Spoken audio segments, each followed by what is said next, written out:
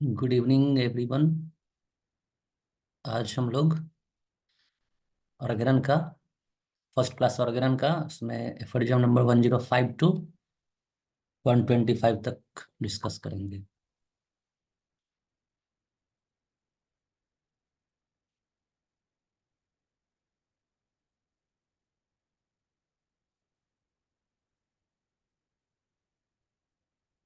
104 तक हम लोगों ने डिस्कस किया है पहले। 105 में देखते हैं क्या लिखा है।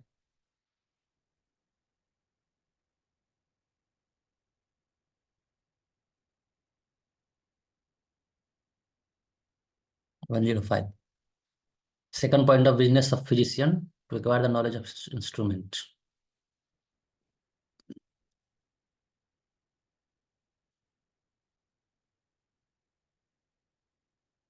मतलब drug proving, investigating pathogenetic power of medicine, मतलब drug proving. Second point of business is drug proving. तो 105 टू 145 तक हम लोग डिस्कस करेंगे। एफोरिजम्स 105 टू 145 तक है ड्रग प्रूविंग।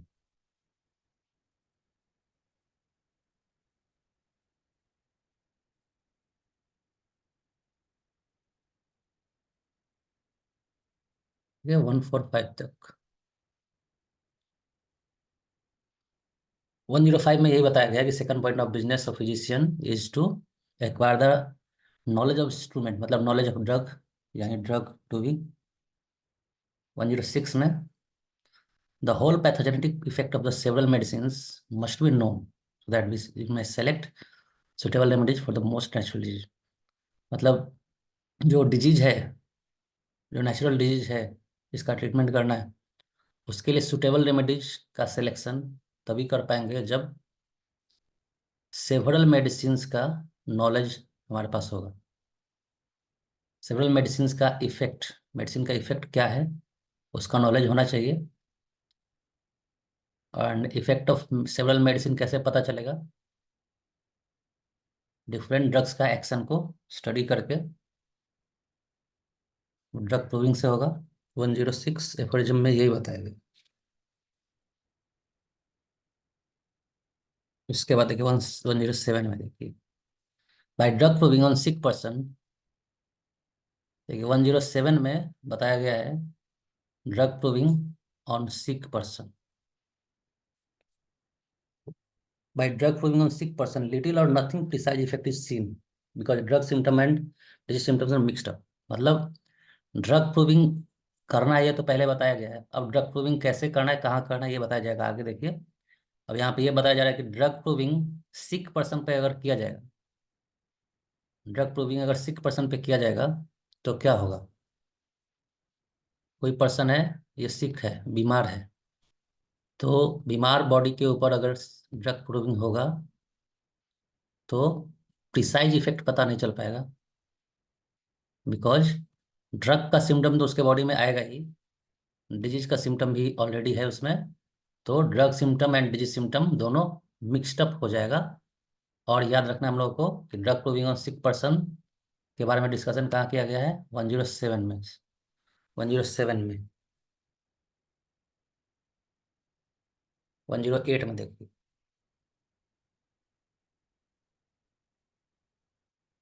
108 में बताया गया है single medicine moderate dose in healthy person should be given and to observe their effect on body and mind। मतलब हेल्दी बॉडी के ऊपर, हेल्दी पर्सन के ऊपर ही ड्रग प्रूविंग करना चाहिए।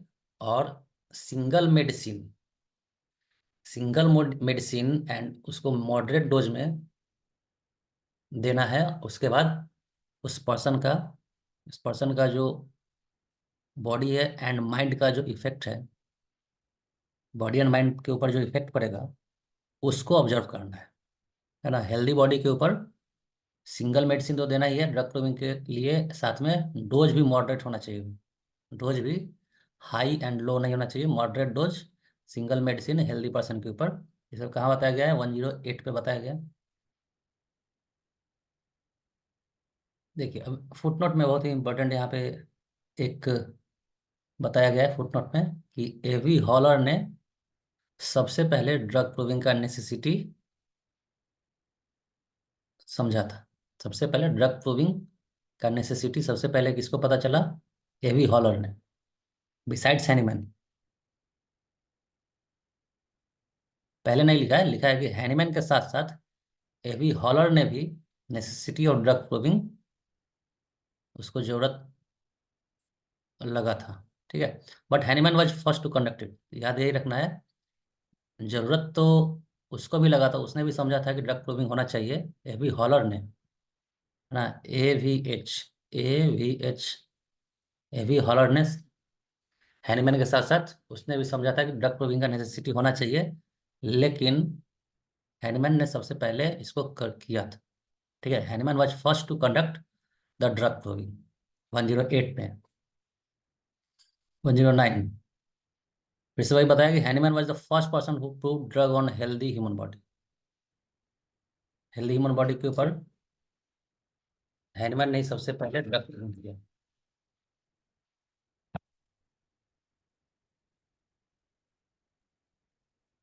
Footnote, first time drug proving was recorded on, और जो drug proving Hahnemann ने किया उसको सबसे पहले, ड्रग प्रूविंग हेल्दी बॉडी के ऊपर है, ठीक है, हेल्दी बॉडी के ऊपर। ड्रग प्रूविंग का जो रिकॉर्ड था, ड्रग प्रूविंग का जो रिजल्ट था, जो सिम्टम्स मिला, उसको सबसे पहले फ्रैगमेंटा के बुक में ही लिखा गया था।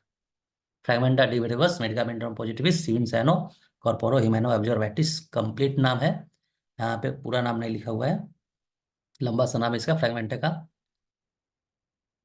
कब लिखा गया? 1805 में। ठीक है, एंड फ्रैगमेंटा में ही सबसे पहले ड्रग प्रूविंग के बारे में लिखा गया 1805 में। अब आप लोग ये बताइए, 1805 में फ्रैगमेंटा आया, ठीक है, फ्रैगमेंटा के अलावा और क्या, और कौन सा बुक था जो 1805 में ही आया था? बताइए आप लोग, दो और बुक का नाम बताना है जो 1805 में ही आया था, अदर देन फ्रैगमेंटा, हैनीमैन का ही। मेडिसिन ऑफ एक्सपीरियंस, सही है, करेक्ट है। और बताइए, एक और है, medicine of experience correct answer है। एक और है,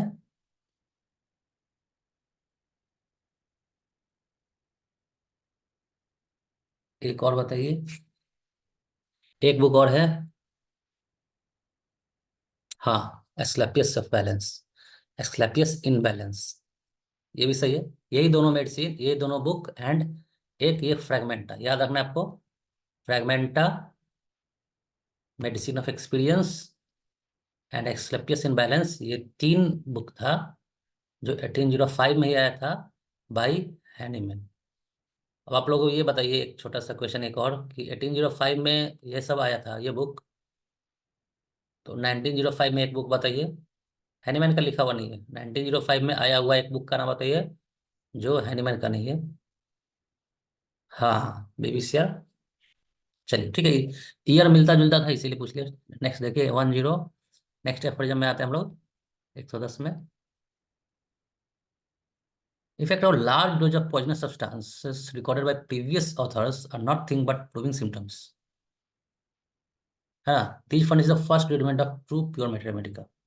मतलब यहाँ पे ये देखिए, 110 में ये क्या बताया जा रहा है, तो क्या समझना है कि सबसे पहले यहाँ पे देख लीजिए कि Hahnemann was the first person, है ना, Hahnemann was the first person, वो पहला व्यक्ति था जिसने हेल्दी ह्यूमन बॉडी के ऊपर ड्रग प्रूविंग किया था। हेल्दी लिखा है ना, अनहेल्दी नहीं लिखा है। हेल्दी इसलिए लिखा है क्योंकि अनहेल्दी पे ड्रग प्रूविंग होता था, प्रीवियस ऑथर, अनहेल्दी पे होता था।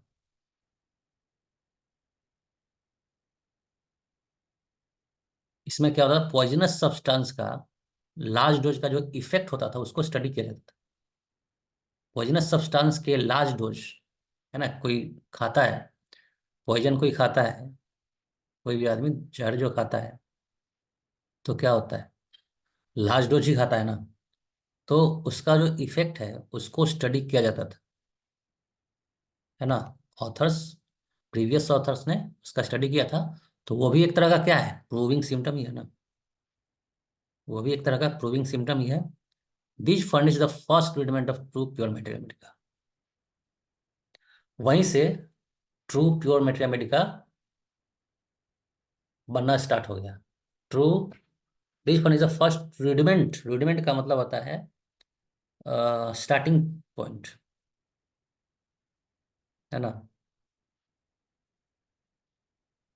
स्टार्टिंग, रूडिमेंट का मतलब डेवलपमेंट जहाँ से स्टार्ट होता है, ठीक है। तो डेवलप मतलब ड्रग प्रूविंग का जो स्टार्टिंग था, कहाँ से होता था, कहाँ से हुआ। हैनीमैन ने नहीं किया ड्रग प्रूविंग का स्टार्टिंग, पहले से ही होता था। लेकिन उस समय इसलिए नहीं होता था कि मेडिसिन के फॉर्म में उसको यूज करने के लिए नहीं होता था, बट पॉइजन के इफेक्ट को स्टडी करने के लिए, उसके लिए मेडिसिन बनाने के लिए कि किस मेडिसिन से इसको सॉल्व किया जाएगा, पॉइजन से क्या क्या दिक्कत होता है, कौन कौन सा सिम्टम्स आता है। तो वो भी एक तरह का ड्रग प्रूविंग ही था, प्रूविंग सिम्टम ही था। तो आपको याद रखना है कि effect of large dose poisonous substance का जो रिकॉर्डिंग किया जाता था, वही ट्रू प्योर मैथमेटिका, इस टर्म को याद करना है आपको। True pure Mathematica, true pure Mathematica के बारे में एफोरिज्म में कहाँ पे मेंशन किया गया, 110 में। आप लोग बताइए। एबी हॉलर ने भी सोचा था कि ड्रग प्रूविंग होना चाहिए, एफोरिज्म नंबर बताइए। A B Haller was also saw the necessity of drug proving besides animal. Aphorism number, हाँ, 108। ठीक है, करेक्ट, ठीक है। उसके बाद देखिए, ऑर्गेनन में आपको मैक्सिमम एफर्ट लगाना है कॉन्सेप्ट को समझने में, ठीक है। कॉन्सेप्ट को समझना है ना, क्या बात बोला जा रहा है उसको समझिए, क्योंकि एग्जाम में न्यू न्यू क्वेश्चन आएगा। मेट्रिया मेडिका में रिपीटेड हो सकता है क्योंकि सिम्टम तो सब कुछ वही है, इसमें कॉन्सेप्ट समझिए, न्यू क्वेश्चन आएगा, रिपीटेड क्वेश्चन नहीं आएगा। बाकी सब में रिपीटेड आ सकता है, ऑर्गेनन में नया कॉन्सेप्ट से, उसी कॉन्सेप्ट से नया क्वेश्चन बनता है। नेक्स्ट देखिए, 111 question. Each medicine produces morbid changes in healthy human being according to fixed eternal law of nature and produces certain reliable disease symptoms, each according to its own peculiar character. अब यहाँ पे ये बता रहा है, each medicine, हर एक medicine morbid changes लाता है हेल्दी ह्यूमन बीइंग में। हर एक मेडिसिन, प्रत्येक मेडिसिन एक मॉर्बिड चेंज लाता है, मतलब एक अनहेल्दी चेंज लाता है। मॉर्बिड का मतलब अनहेल्दी। हर एक मेडिसिन एक अनहेल्दी चेंजेस लाता है बॉडी के अंदर, हेल्दी ह्यूमन बीइंग के अंदर, according to fixed and eternal law of nature, जो नेचर का एक इटर्नल लॉ है जिसको कभी भी गलत नहीं किया जा सकता है ना। इटर्नल लॉ ऑफ नेचर का मतलब यही है कि फिक्स्ड रूल है, ये होना ही है कि हर मेडिसिन का अलग अलग इफेक्ट है, ये नेचर का रूल है। And produces certain reliable disease symptoms each according to its own peculiar character. And सबका अपना पिक्यूलियर कैरेक्टर है, हर मेडिसिन का अपना पिक्यूलियर कैरेक्टर है। ये इटर्नल लॉ ऑफ नेचर है ना, नेचर का रूल, प्रकृति का रूल है कि हर एक मेडिसिन का एक अपना पिक्यूलियर कैरेक्टर है, जो हेल्दी ह्यूमन बींग में एक मॉर्बिड चेंजेस लाता है। ये 111 में लिखा गया। इसके बाद 112 में, large dose large doses produce primary action followed by secondary action at the end. और लार्ज डोज का बात किया जा रहा है। अब बताइए मॉडरेट डोज का बात क्या कहाँ किया गया था। अच्छा छोड़िए, वो ज़्यादा इंपॉर्टेंट नहीं है।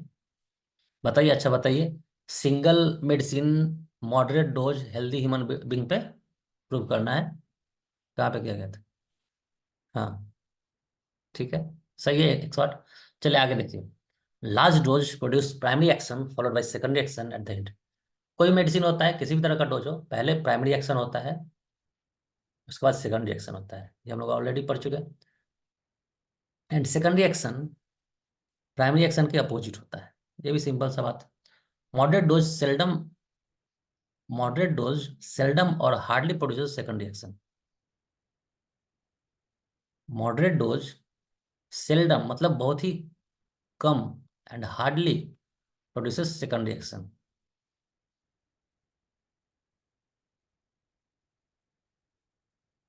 मतलब अगर आप लार्ज डोज दीजिएगा, जैसा कि एलोपैथिक मेडिसिन में होता है, लार्ज डोज दिया जाता है। लार्ज डोज अगर आप दीजिएगा तो सेकेंडरी एक्शन आपको बहुत ही प्रोमिनेंट मिलेगा। मॉडरेट डोज दीजिएगा तो सेकेंडरी एक्शन कम चांस है, लेकिन स्मॉल डोज दीजिएगा तो सेकेंडरी एक्शन उतना हार्डली नहीं मिलेगा, उतना नहीं मिलेगा। Small dose produce no secondary action. Homoeopathy की बात किया जा रहा है, मतलब आपको पता नहीं चले। नेक्स्ट देखिए 113 में, narcotic medicine the secondary action should be recorded because, narcotic medicine के केस में ये बहुत ही इंपॉर्टेंट है, एग्जाम में बहुत बार आया हुआ है कि किस टाइप के मेडिसिन में सेकेंडरी एक्शन को ही नोट किया जाता है।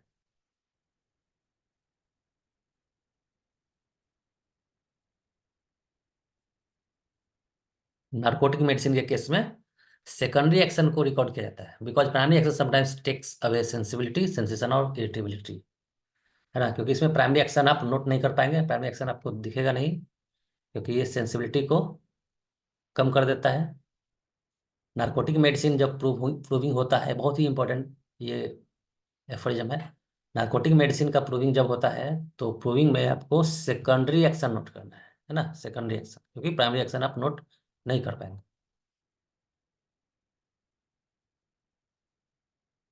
तो 13 याद रखना, नार्कोटिक मेडिसिन के बारे में कहाँ बात किया गया है, 113।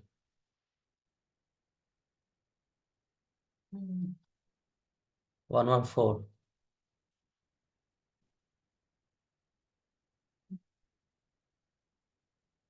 एक्सेप्ट नार्कोटिक मेडिसिन,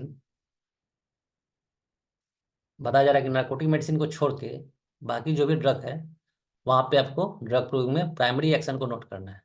याद रखना इस फैक्ट को, नार्कोटिक मेडिसिन को छोड़ के जो भी ड्रग बचा उसमें ड्रग प्रूविंग में प्राइमरी एक्शन को ही नोट करना है। इसके बाद देखिए अल्टरनेटिंग एक्शन क्या होता है। These are various paroxysm of primary action alternate which each other, with each other, या अल्टरनेट विथ ईच अदर। इसका कहने का मतलब क्या है कि कुछ ऐसा ड्रग होता है जिसमें प्राइमरी एक्शन में ही अल्टरनेटिंग एक्शन होता है। इसके कहने का मतलब ये है, जैसे मान लीजिए रस्टक्स आपने किसी पेशेंट को दिया, है ना, रस्टक्स में भी तो प्राइमरी एक्शन होगा एंड सेकेंडरी एक्शन होगा, है ना, रस्टक्स में भी प्राइमरी एंड सेकेंडरी एक्शन होगा, हर मेडिसिन में होता है। तो प्राइमरी एक्शन में जो भी सिम्टम आएगा, रस्टक्स का जो भी सिम्टम होता है, आप लोग पढ़े होंगे रस्टक्स में क्या क्या सिम्टम्स, रस्टक्स में जो भी सिम्टम्स है, रस्टक्स मेडिसिन देने के बाद प्राइमरी एक्शन में जो भी सिम्टम्स मिलेगा, है ना, जो भी सिम्टम्स मिलेगा कभी कभी आपस में अपोजिट भी होते हैं, अल्टरनेटिंग होते हैं कभी कभी ये सब सिम्टम प्राइमरी सिम्टम में ही, है ना। ये तो सही है कि प्राइमरी सिम्टम का जस्ट अपोजिट सेकेंडरी सिम्टम होता है। प्राइमरी एक्शन का, प्राइमरी एक्शन का जो भी सिम्टम होगा अपोजिट होगा सेकेंडरी एक्शन का, ठीक है, सेकेंडरी एक्शन का। कभी कभी प्राइमरी एक्शन में ही ग्रुप ऑफ सिम्टम्स होगा जो आपस में एक दूसरे के अपोजिट भी हो सकते हैं, अल्टरनेटिंग हो सकते हैं, उसी को हम लोग बोलते हैं अल्टरनेटिंग एक्शन, उसी को अल्टरनेटिंग एक्शन बोलते हैं। प्राइमरी एक्शन में ही बहुत सारा एक्शन भी कभी कभी हो जाता है, उसी को अल्टरनेटिंग एक्शन बोलते हैं, ठीक है। जैसे मान लीजिए इसी में हीट भी आ सकता है, इसी में चिल भी आ सकता है, प्राइमरी एक्शन में ही। तो प्राइमरी एक्शन एक तरह का, सॉरी, अल्टरनेटिंग एक्शन एक तरह का वेरियस पैरोक्सिज्म, है ना, ये पैरोक्सिज्म लिखा हुआ है, various paroxysm, different type of paroxysm of primary action, जो एक दूसरे से अल्टरनेट होता रहता है, वही है अल्टरनेटिंग एक्शन। आप लोग समझ गए होंगे 115 नंबर में अल्टरनेटिंग एक्शन का बात किया जा रहा है। तो क्वेश्चन ये पूछता है इसमें कि अल्टरनेटिंग एक्शन प्राइमरी एक्शन का पार्ट है या सेकेंडरी एक्शन का पार्ट है।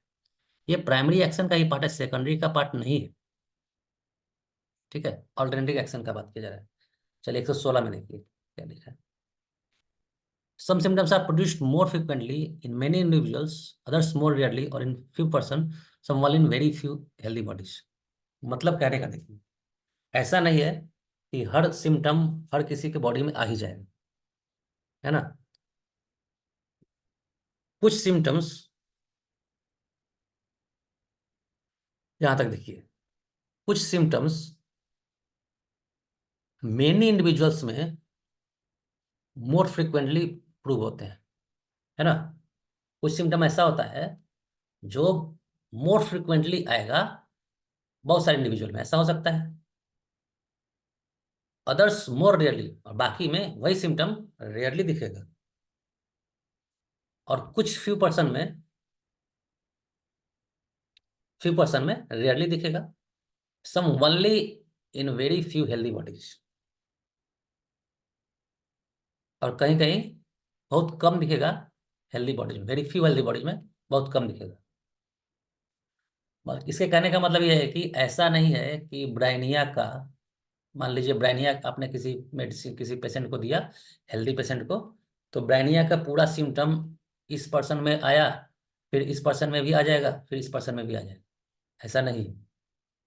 हो सकता है कि कुछ सिम्टम इस ग्रुप में आ गया, कुछ सिम्टम इस ग्रुप में भी आ गया, कुछ सिम्टम इस ग्रुप में नहीं आया, ऐसा होता है।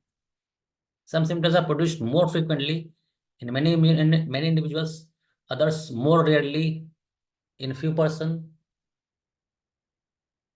some only in very few healthy bodies। ठीक है, ये लिखा हुआ है। ठीक है, इसके बाद देखिए,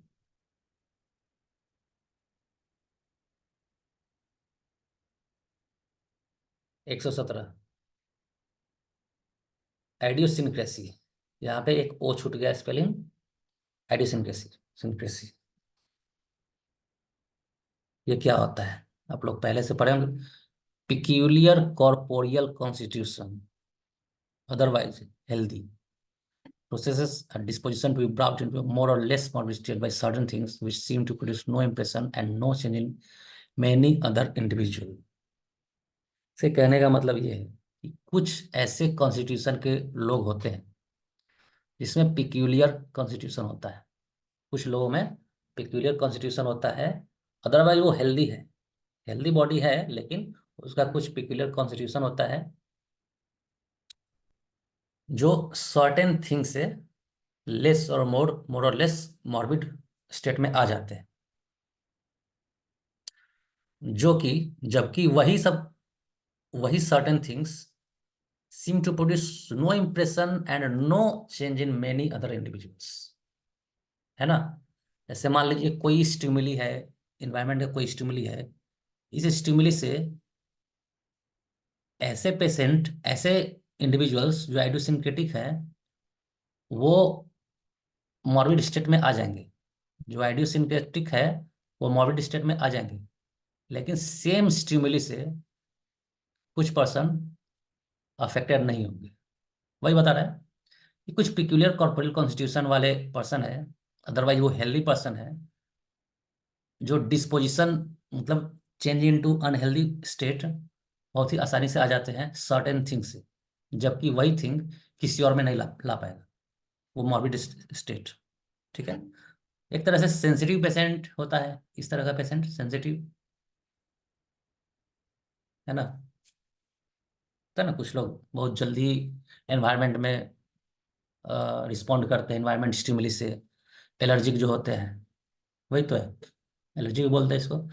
to things are required to make an impression by a drug, दो थिंग्स चाहिए ड्रग के लिए, ड्रग का इंप्रेशन बनाने के लिए दो चीज का रिक्वायरमेंट है, inherent power of influence substance, capability of white of to be influence by it. मतलब inherent power of influencing substance, उसमें उसके अंदर इनहेरेंट पावर होना चाहिए, एंड साथ में वाइटल फोर्स में भी कैपेबिलिटी होना चाहिए इससे इन्फ्लुएंस होने के लिए। ठीक है, ड्रग का एक्शन के लिए दो चीज इंपॉर्टेंट है, inherent power of influencing substances and capability of vital force. मतलब मेडिसिन के अंदर भी वो पावर होना चाहिए, साथ में वाइटल फोर्स का कैपेबिलिटी होना चाहिए इन्फ्लुएंस होने के लिए। ठीक है। फुटनोट देखिए, example of idiosyncratic patient substance, smell of rose, होता है ना, स्मेल ऑफ रोज से कुछ लोग बीमार पड़ जाते हैं। ईटिंग मजल्स, है ना, मजल्स एक तरह का एक्वेटिक एनिमल है जिसको खाया जाता है। Crabs, roe of barbel, touching the lips of some kinds of sumac, है ना। मतलब कुछ ऐसा इन्वायरमेंटल स्टिमुली है जिससे आइडियोसिंक्रेटिक पेशेंट ही अफेक्टेड होते हैं। आइडियोसिंक्रेटिक पर्सन अफेक्टेड होता है, पेशेंट नहीं। पेशेंट तो कोई भी हो सकता है, आइडियोसिंक्रेटिक पर्सन अफेक्टेड हो जाते हैं। आपको इसमें ये याद रखना है कि 117 में ये आइडियोसिंक्रेसी के बारे में बात किया गया है। ठीक है। चलिए, और ये फैक्ट आपको बताया जाएगा और आपको पूछा जाएगा कि ये किसके बारे में बात किया जा रहा है। एसोसिएशन रीजन टाइप में भी क्वेश्चन आ सकता है। 100% चांस है कि एसोसिएशन रीजन क्वेश्चन आता है ऑर्गेनन से। लास्ट ईयर भी क्वेश्चन आया है ऑर्गेनन से, एसोसिएशन रीजन टाइप। आपको एसोसिएशन रीजन टाइप सॉल्व करना है तो कॉन्सेप्ट को समझना पड़ेगा। कॉन्सेप्ट क्या बोला जा रहा है, क्या बताया जा रहा है, हैनीमैन ने एफोरिज्म्स में क्या डिस्कस किया है, जो भी बात बताया उसके उसको समझ लेना है। आइडियोसिंक्रेटिक पेशेंट के बारे में क्या बोला है, ड्रग प्रूविंग का क्या क्या कंडीशन है, कहाँ करना है कहाँ नहीं करना है, सिक पर्सन पे करेंगे तो क्या होगा। मतलब ये सब डिस्कशन होना चाहिए, आपको समझना पड़ेगा कि कॉन्सेप्ट है क्या, हैनीमैन क्या बताना चाह रहा है। ठीक है। सिर्फ एमसीक्यू बनाने से तो नहीं हो पाएगा। चलिए नेक्स्ट देखिए, एमसीक्यू बनाना जरूरी भी है। नेक्स्ट देखिए, 117 के बाद इसका फुटनोट 2 देखिए। Footnote 2, use of this substance in, एक मिनट देखते फुटनोट 2 में क्या लिखा है।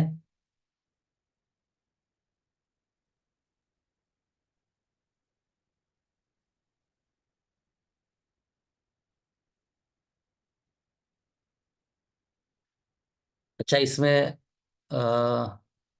इन क्योर, मतलब इससे क्योर भी होता है ना। इसमें यही बताया जा रहा है कि जैसे आइडियोसिंक्रेटिक पेशेंट जो होते हैं, आइडियोसिंक्रेटिक पेशेंट जो होते हैं वो इजीली अफेक्टेड तो होते ही है ना इन्वायरमेंटल स्टिमुली से, और उसी से सिमिलरली वो क्योर भी होते हैं। उसका एग्जांपल है कि यहाँ पे दिया गया है कि स्प्रिंकलिंग रोज वाटर से, इस नाम का जो पर्सन है मैरिया पोरफायरोनीटा ने अपने भाई को क्योर किया था, भाई का क्योर किया था, है ना। वही बात है, मतलब आइडियोसिंक्रेटिक पेशेंट बहुत ही जल्दी रिस्पॉन्ड करते हैं इन्वायरमेंटल स्टिमुली को, उससे वो बीमार बीमार तो पड़ते ही है, साथ में उससे क्योर भी होता है। ये तो होम्योपैथी का रूल है। नेक्स्ट देखिए 118, every medicine produces different type of symptoms peculiar to them. बहुत ही सिंपल सा बात बताया गया कि हर मेडिसिन का फीचर है डिफरेंट टाइप ऑफ सिम्टम जो पिक्यूलियर होता है उसके लिए। This fact was also perceived by A V Haller, है ना, कि हर एक मेडिसिन का different type of symptom produce करने का फीचर है जो पिक्यूलियर होता है उसके लिए। मतलब हर एक मेडिसिन के लिए एक peculiar feature of, peculiar group of feature है। ठीक है। ये एवी हॉलर ने भी परसीव किया था इन एडिशन टू हैनीमैन। तो बताइए, एवी हॉलर का जिक्र और किस एफोरिज्म में किया गया था, बताइए। बहुत अच्छा, ठीक है। हाँ, 108 का फुटनोट में देखिए। चलिए, इस तरह से याद रखना है। ये भी याद रखना है कि एवी हॉलर का वहाँ पे क्या जिक्र किया गया था। ठीक है, याद रखिए। नेक्स्ट देखिए, 119 को पढ़ते हैं हम लोग आगे। 119, every medicine differs from others by external, external as well as internal. हाँ, नेसेसिटी के बारे में बात किया गया था, ड्रग टूबिंग का नेसेसिटी। सही है। देखिए 119 में पढ़िए क्या लिखा है कि 119 में, every medicine differs from others by external as well as internal property. मतलब मेडिसिन का जो प्रॉपर्टी है, एक्सटर्नल प्रॉपर्टी तो अलग है ही, एक्सटर्नल तो है ही, इंटरनल प्रॉपर्टी भी पिक्यूलियर होता है हर मेडिसिन का। ठीक है। इसलिए पैथोजेनेटिक इफेक्ट तो, pathogenetic effect and therapeutic effect दोनों का डिफर होता है हर मेडिसिन का। हर मेडिसिन का हर फीचर एक्सटर्नल हो या फिर इंटरनल हो डिफर होता है, उसका therapeutic effect and pathogenetic effect differ होता है। उसके बाद देखिए, is no equivalent remedies, no surrogate in medicine. ये देखिए बहुत ही इंपॉर्टेंट, 119 एफरिज्म में ये लिखा गया है, there is no equivalent remedies, no surrogates in medicine, है ना। मतलब एक मेडिसिन के बदले में आप दूसरा मेडिसिन नहीं दे सकते। अगर मेडिसिन आपका सिलेक्शन इग्नेसिया हुआ है तो इग्नेसिया ही चलेगा, कोई और मेडिसिन नहीं चलेगा, है ना। ऐसा नहीं कि इग्नेसिया के साथ आप नक्स दे सकते हैं, ऐसा नहीं। ठीक है, इग्नेसिया को हम नक्स से कंपैरिजन क्यों किए, आप लोग बताइएगा मटेरियल के क्लास में, कुछ ना कुछ सिमिलैरिटी है इसमें। चलिए ठीक है, आप यहाँ पे ये समझना है कि नो सरोगेट इन मेडिसिन, ये देखिए एक तरह अलग तरह का वर्ड यूज किया गया, नो सरोगेट्स इन मेडिसिन, है ना। सरोगेसी का मतलब समझते हैं आप लोग, एक बच्चे की दो माँ हो सकती है ना, एक सरोगेट मदर होती है ना, हो सकता है इस तरह से। तो होम्योपैथिक मेडिसिन में ऐसा कुछ नहीं है कि एक सिम्टम दो मेडिसिन में आपको मिल जाए, पेक्यूलियर सिम्टम। याद रखना आपको 119 में क्या बताया गया, no surrogates in medicine. Next 120 में देखिए, every medicine can be distinguish from others bye there real effects obtained by experimenting on healthy bodies. Her medicine को दूसरे मेडिसिन से डिस्टिंग्विश किया जा सकता है, हर मेडिसिन को दूसरे मेडिसिन से डिस्टिंग्विश किया जा सकता है। कैसे? एक्सपेरिमेंट करके, हेल्दी बॉडी के ऊपर एक्सपेरिमेंट करके, मतलब ड्रग प्रूविंग करके आप हर एक मेडिसिन को दूसरे मेडिसिन से अलग बता सकते हैं, डिस्टिंग्विश कर सकते हैं। एक ही बात को बताया जा रहा है चारों तरफ से घुमा फिरा के, और घुमा फिरा को बताने से ही नया फैक्ट निकलता है। ये गलत नहीं है, बहुत ही सही तरीका था हैनीमैन का। 121 में देखिए, डोज इन ड्रग प्रूविंग, 121 में, strong heroic substance produces changes even in small dose, even in robust person. Strong heroic substances produces changes even in small dose. ये एलोपैथिक मेडिसिन का बात किया जा रहा है। स्ट्रॉन्ग सब्सटेंस स्मॉल डोज में भी चेंजेस लाता है, क्यों ना वो पर्सन कितना भी हेल्दी हो, रोबस्ट हो। Milder substance must be given in considerable quantities. Milder substance जो होगा, माइल्डर सब्सटेंस, एक मिनट, कंसिडरेबल क्वांटिटीज में दिया जाना चाहिए। जो माइल्डर सब्सटेंस है, weakest substance are used in those who are free from disease and are delicate, irritable and sensitive. weakest substance,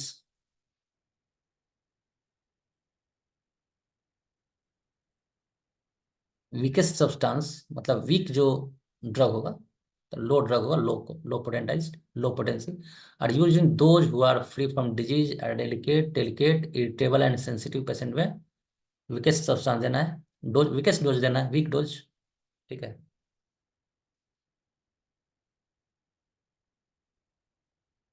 robust person में स्मॉल डोज देना है, वीकेस्ट पर्सन में वीक डोज देना है। 122 दिन। Drug to be proved should be perfectly known and their purity, genuineness and energy are thoroughly assured. मतलब drug proving कैसे करना है,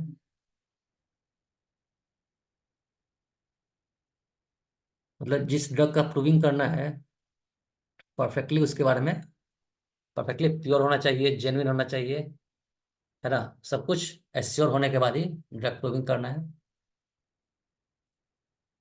प्योर ड्रग होना चाहिए, है ना, जेन्युइन ड्रग होना चाहिए।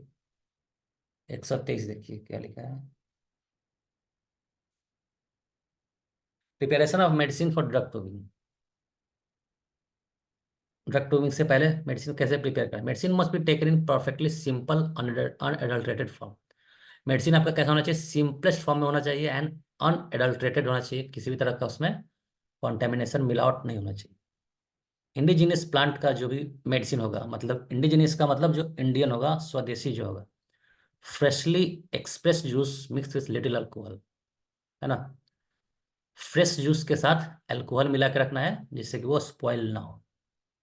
एक्जोटिक सब्सटेंस जो विदेशी होगा, जो इंडिया से बाहर का सब्सटेंस जो होगा वो पाउडर फॉर्म में होना चाहिए, या टिंचर फॉर्म में अल्कोहल के साथ by mingling with water. Exotic substance का बात किया जा रहा है।